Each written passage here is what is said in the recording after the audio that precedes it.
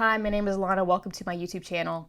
And on this channel, we review books, long format. We are talking about the much discussed book today, Q-Teen-84 by Haruki Murakami. I'm excited about this book. I finished it back in July. I had to marinate, process, review. Disclaimer, I loved this book.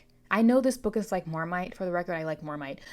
This book is like Marmite. I thought this book was just absolutely fantastic. We're going to talk about it, and I know that people don't like this book.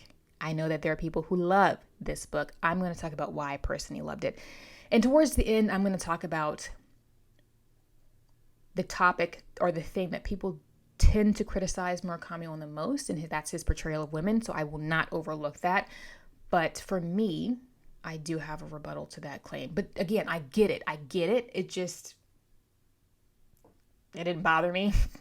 Let's dive into this. Q-Teen-84. This chunker, I loved it so much. I read this book in 27 days in July. Look at this might be one of my most annotated books to date.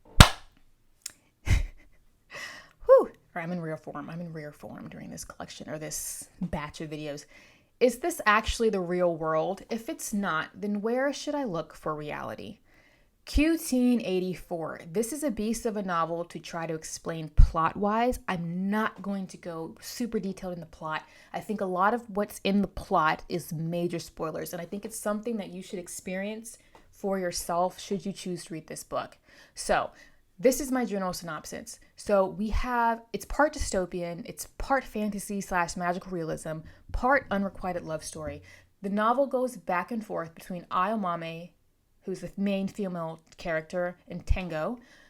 Their narratives, their chapters fluctuate back and forth, but they're running in parallel. The timeline is running in parallel. These two people met in elementary school, and then over time, as it does, life took them down different paths. And at the time of the story, they haven't seen each other in 20 years when this book starts. Now, in this bizarre world of Q-Teen-84, we have this series of unusual events that occur, and the meaning of reality gets skewed and blurred. And what world are they in? Are they in 1984 or are they in Q-Teen-84? And through this weird world that they're in, Ayomame and Tengo's paths finally converge. I'm leaving it at that because when you go in, I think, a little bit more blind to the fantastical world and the world building that's in this book, it's just so good. And it is it's not complicated. Well, it was easier to understand than I anticipated. I expected the world building to be a little confusing here. It wasn't. Man, it was so... is this man a genius? It was so smart. I'm raving. I'm sweating. Got excited. So as you can guess by the novel's name, it is a play on Orwell's infamous novel, 1984, which I have somewhere. It's behind it's behind my llama card right here, Q-Teen-84. And of course, so one of the main themes is going to be this theme of what's real versus what isn't real, and how you have power structures defining truth and reality. So what is truth? Especially when what you're seeing isn't aligning with what you're being told is true. If you've known me for 2 seconds, you know I'm all about that life. Okay? However, one thing that this novel emphasizes is that there is only one reality. No matter what you're being told, the truth is the truth and reality is reality, regardless of what you're being told and what's being manipulated to cause confusion. Once our two main characters enter Q-Teen-84, they do have to figure out the rules of this new world, and they also have to determine what is reality, especially when at first it seems as if nothing has changed. It takes them a while to realize that they're in a parallel world. They've switched from 1984 to Q-Teen-84. And there are symbols in this world that indicate that the track has switched. You can't trust them, he said with a hollow ring to his voice. They're half lies. The Expressway Corporation only releases reports that suit its agenda. If you really want to know what's happening here and now, you've got to use your own eyes and your own judgment. It's just that you're about to do something out of the ordinary. And after you do something like that, the everyday look of things might seem to change a little. Things may look different to you than they did before. I've had that experience myself, but don't let appearances fool you. There's only one reality. Whenever a new history is written, the old histories all have to be thrown out. In the process, words are remade and the meaning of current words are changed. But with history being rewritten so often, nobody knows what is true anymore. They lose track of who is an enemy and who is an ally. That's right up my alley, right? Those stand for themselves. I don't even need to elaborate on that. But this does segue really nicely into the next topic, conformity. It's uncomfortable to go against the grain. So instead of fighting the system, people tend to take it in stride. Most people don't know the value of a good novel. I'm just this ain't nothing but the truth. Most people don't know the value of a good novel, but they don't want to be left out, so they'll buy it and read it. The reason why I chuckled is because in the book space, there are these novels that are bestsellers, and then you read them and you're like, this isn't even good. It's just popular, right? It just has fantastic marketing and people are hyping it up, and you read it and you're like, this is hot garbage. This is good. This isn't even well written. And it makes you angry, and then you have people, the more popularity and the more praise, people don't want to dissent because they don't want to get ratioed, right? And so you get this sea of yeses, and then once you're the one dissenter, you're the one who's called crazy because you're not going with the flow. And you see that a lot when somebody says, I don't even like that movie. It wasn't even good, even if it's a popular movie or a book or a musician. When I tell people I'm not a Beyonce fan, they think I'm crazy. I'm like, I'm not saying she's not talented. I just can't listen to her. I'm not a Taylor Swift fan either. Whew, I can't do it. Look at that bruise. I can't do it. Just not my cup of tea, but okay. And we all know, if you've seen my Conversations with Friends review, most people in the comments were like, you said the things. Some people call me brave, which I think is thank you, but that shouldn't account for bravery these days, but I get the sentiment. And then other people told me that I was essentially an idiot, but whatever. I just think that made me chuckle because this is just a microcosm of society as a whole. It's easier to go with the flow than to be a true individual. So both of our main characters are put in positions where they must break away from what's considered acceptable in order to operate and survive in Q1084. So everybody feels safe belonging not to the excluded minority, but to the excluded majority. Everybody feels safe belonging not to the excluded minority, but to the excluding majority. You think, oh, I'm glad it's not me. It's basically the same in all periods, in all societies. If you belong to the majority, you can avoid thinking about lots of troubling things. From here, there's also this discussion about freedom and if it's something that's truly attainable.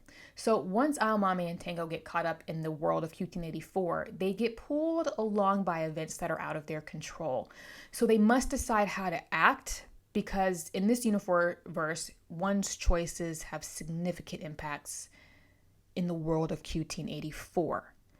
So if your decisions have that much of an impact, when you're making a choice, are you really free? Because you have to think about this potential chain of events or this potential ripple effect that's going to happen. Assuming that it might happen or not, it's just, are you really free? There's a hair poking me in my eye. What did it mean for a person to be free? She would often ask herself. Even if you managed to escape from one cage, weren't you just in another larger one? We think we're choosing for ourselves, but in fact, we may not be choosing anything. It could be that everything's decided in advance and we pretend we're making choices. Free will may be an illusion. With this question of freedom being up in the air, there is an element of the story in which the question is asked if stories can change the future. Especially in the world of Q1084. Tango in particular is a math teacher. He is a writer in his spare time, though he currently doesn't have anything published, ... And so he does get pulled into rewriting a novel that plays a massive role in this narrative. I'm not saying anything other than that because I think it's so fun when you get to read it for yourself for the first time. Murakami does an excellent job throughout the narrative blurring these lines where you as the reader have to take an educated guess about what the rules of this world are. And it's a lot of fun to interpret what you think is happening and why. I thought I had to burp. When I'm writing a story, I use words to transform the surrounding scene into something more natural for me. In other words, I reconstruct it. That way, I can confirm without a doubt that this person known as me exists in the world. What kind of reality mimics fictional creations? Could this mean, then, Tango asks himself, that this is the world of the novel? The last theme I'm going to talk about is memory, and then from there I'm going to talk about how women are portrayed in this book. I didn't include that on my Instagram review because I just didn't have the space, but I will talk about the portrayal of women in the video. So let's talk about memory first. Memory permeates, the idea of, or the concept of memory permeates Q1084. Both Ayomame and Tango recall many memories of their childhood, especially their familial lives. The role of parents, or the role of these two characters' parents, have a lot of significance for these two young people, especially in their school days. But in the broader scheme of the novel, these are very vital memories, or these are vital memories because they play a role in not only how Ayomame and Tango come together, but they are in this alternate world.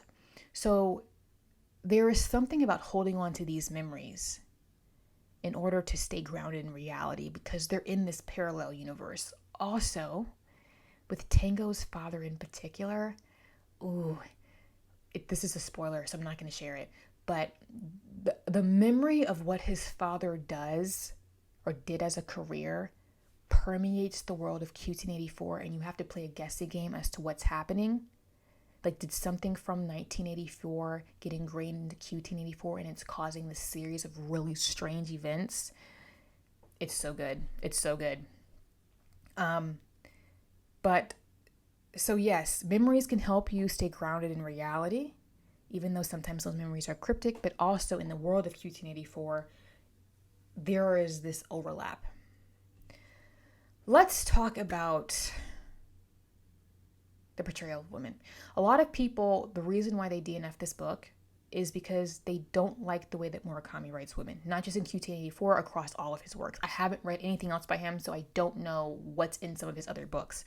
But in this book, in particular, people say that he objectifies women. They're reduced to their body parts.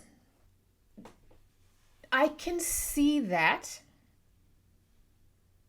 His writing didn't bother me. Like, there is something it didn't bother me. I'll say that. It didn't bother me.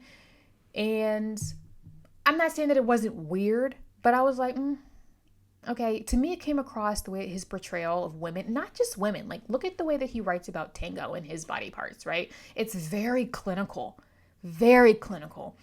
There are sex scenes in this book, but they're clinical. And so that I thought was odd. But personally, I was like, okay, there was nothing spicy about those scenes for me, male or female. There was nothing, it was just clinical, almost scientific. You know what I mean? And so I asked myself, it just didn't bother me. And I get why it bothers people, but for me, it was easy to overlook. And when I reflect on this book in hindsight, that's not what I remember. I just remember how brilliant the world building was, how fantastic the writing is. Those sections don't stick out to me at all. And this is the question I asked myself. I'm not a big romance reader, but I have read some books that have some spicy scenes in them. I'm going to use Outlander as an example. And I have a friend who reads a lot of spicy novels. Not really my thing, but she said that Outlander is tame compared to some stuff that she's read. And I was like, Outlander is as intense as I'm willing to go. But when we have women or female authors writing really spicy scenes, it's considered liberating. but he's criticized. I'm not saying you have to like it, but can we also talk about the unrealistic beauty standards in romance novels that are geared towards women? These men in these books are 6'5", 250 pounds of muscle with like 5% body fat, and they're rich and they're perfect in every way. They don't have a massive body count, but they are just like the best lovers of all time. Right? When you that's my rebuttal. Because this people say he's objectifying women. There are men who are objectified in romance novels. You don't have to like it either way. I know that there are people who don't like romance for that reason. If it's a male love interest, right? And you know what I mean? Like, have you seen the cover of some of these covers in particular of some of these historical fiction novels? Like, they don't even want to be historically accurate. They're just there for the spice. Yeah, no clothes on anybody. And I'm talking like these men don't even have 6-packs. They have 8-packs. Obliques to die for. Do you know how hard it is to find obliques? Right? They have arms the size of your thigh. Like, that's not, most men don't look like that. So I'm like, okay, don't get me wrong. I get why this would be cringy. For me, it just wasn't memorable, and I just read it and moved on because for me it was so clinical. But again, I have read excerpts in some novels, and the reason why I use Outlander as an example, don't get me wrong, Outlander is one of my favorite books of all time for contemporary books. Jamie Fraser, he ain't real, okay? And the way that Diana Gabaldon writes about Jamie, he don't exist, okay? He don't exist. That man don't exist nowhere on this earth, okay? Just saying. Just saying. I said what I said. I'm calling some of you out, and you know who you are, which is fine. It's all in good fun. One thing that I got several comments from different people, you know who you are, saying, oh, don't even waste your time reading it. I thought it was cringy, especially the way it was misogynistic, blah, blah, blah. That only is going to make me read it more, people. When you tell me not to do something, I'm going to do the thing. That's just me. Because again, what bothers you may not bother me. I have a tough stomach, okay? Tough stomach. Like I say, I read Lolita over dinner and was like, ooh, that ain't right. Can you please pass the chicken? Again, like what bothers you may not bother me. And when you tell me not to do something, your girl gonna do it anyway because I'm that person. But okay. Let's move forward. That's just me. It didn't bother me. As I know the question's gonna come up. It didn't bother me. I thought it was weird. It was weird, but I was like, okay, but there is a shoe on the other foot here to talk about. And if you didn't like it, you have every right not to like it. The crows in this book are fascinating. Oh man, birds. The crows, in my opinion, are spies. That's all I'm gonna say. I could have a whole video talking about the symbolism that's in this novel. The little people. Oh, gross. So like there's the little people. It's so hard to talk about the world building and the little people and the air chrysalis and the dual moons and all that stuff. Like, you read it, if you haven't, it's just I don't know how Murakami built this world, but all I'm going to say is the little people, I have some heavy questions. Also, those of you who read this book, the guy who's knocking on the door, like in the latter half of the book, the guy who goes around knocking on doors, I have theories. And again, Murakami never answers all your questions about the little people, the crows, the dual moons, the guy knocking on the door. It's eerie in the best way possible, but it's just so good. Clearly, I'm fangirling. Let me wrap this up. This video is actually not as long as I thought it was going to be. Obviously, I really liked QT84. I kid you not. This, for me, was one of the most creative, bizarre, fascinating books I've ever read. Period. I flew through this book in 27 days. I could not put it down. I just inhaled it. He's a really good writer. It is immaculately, this book was immaculately edited. There was not an error anywhere. And I get that this is translated, but you can tell that whoever touched this book went over this book with a fine-tuned comb. Not an error everywhere. Sometimes I read books and I'm like, there's errors everywhere, grammatical errors, typos, whatever. Not one error in this book.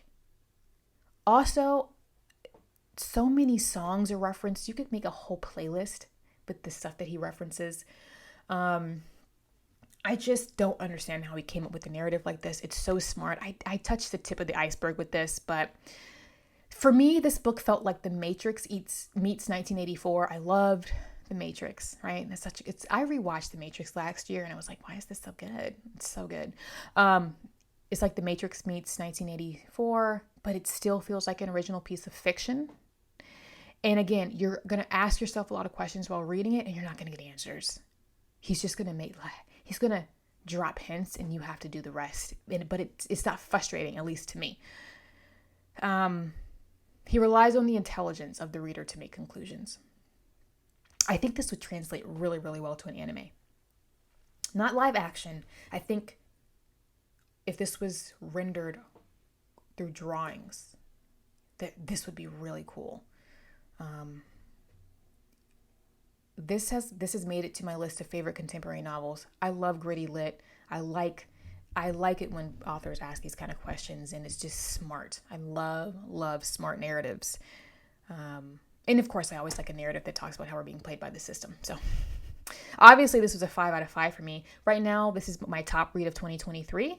And I don't think anything's going to bump it out of the way. I don't think so. I get that people hate this book. I get that there are people who love this book. I just so happen to be the latter. And don't get me wrong, I get why people don't like it. I get why this is Marmite. I really do. But for me, what bothered other people just didn't bother me. And it is what it is. I think when we have people who like something and don't like something, we have conversations about it. That's why it's interesting. It's boring if everybody likes the same thing. Have you read Q1084? If you didn't like it, please feel free to share why. If you did like it, please also feel free to share why. Don't forget to like, subscribe. Again, leave me a comment. If you would also like, follow me on Instagram where I get up to more book shenanigans. All of my book content goes there first. YouTube is way behind. I also like to post funny things in the Instagram stories because we all need a good laugh in life. So with that, I'm going to sign off and I will see you in the next one.